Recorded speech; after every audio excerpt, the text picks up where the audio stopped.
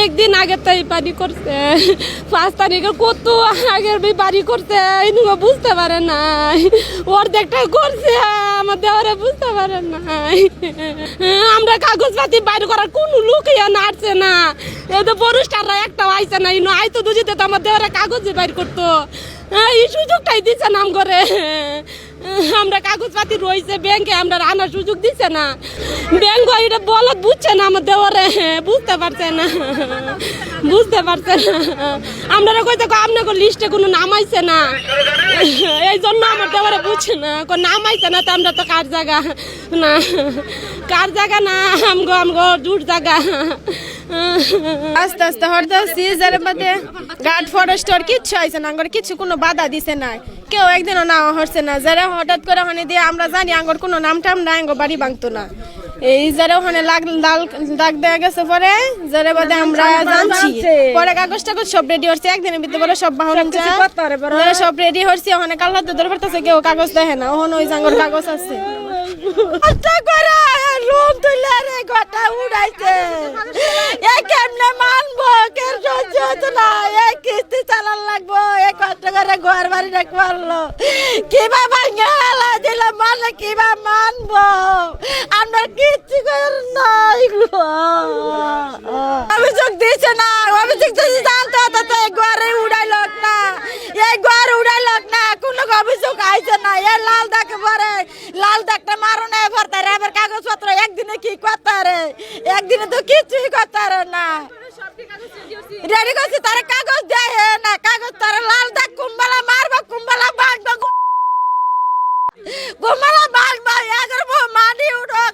Mr. Noodle, amazing taste. আল্লাহর মসজিদ কোয়ারটা ঘর ভাঙা, এটা কোথার মসজিদ বললে ভাঙা, আল্লাহর গসব তো হারে আগর। আমার যে এই ফুলাফান দিলে এই জীবের মধ্যে বাতাস লাগে না, কিচ্ছু লাগে না, এই ঘরটা দিছে থাকবার লাগে, এই ফুলান দিলে ঘর থাকতার না, ঘরে বাতাস লাগে না, শিবা ঘরের মধ্যে থাকতে আছে, এই ঘরটা দিয়ে লাভ হলো কি? 4 একর জমিতে আমরা আজকে উচ্ছেদ অভিযান পরিচালনা করা হচ্ছে।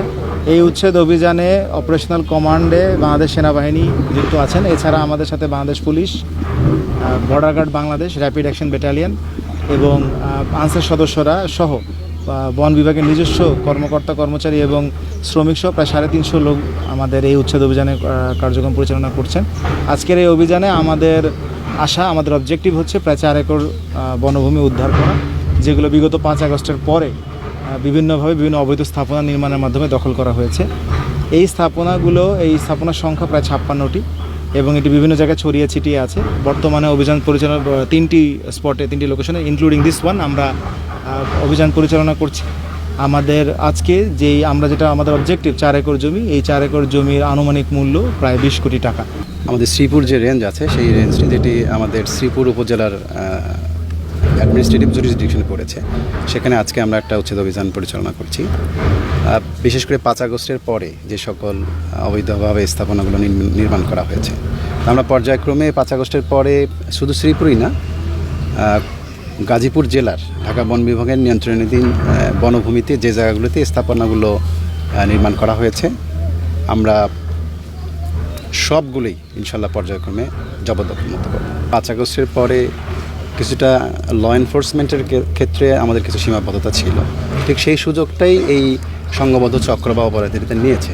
এবং আমরা যখন এসব এলাকাতে আমাদের বন বিভাগের নিজস্ব বাহিনী তারা এসেছে, প্রতিরোধ করার চেষ্টা করেছে, তাদের উপর বিভিন্ন সময় কিন্তু আক্রমণ, সংঘবদ্ধ আক্রমণ, হামলা এবং হুমকির ঘটনা, যেগুলো আপনাদের মাধ্যমে কিন্তু ইতিমধ্যে সারা দেশের সব মানুষই জানতে পেরেছে।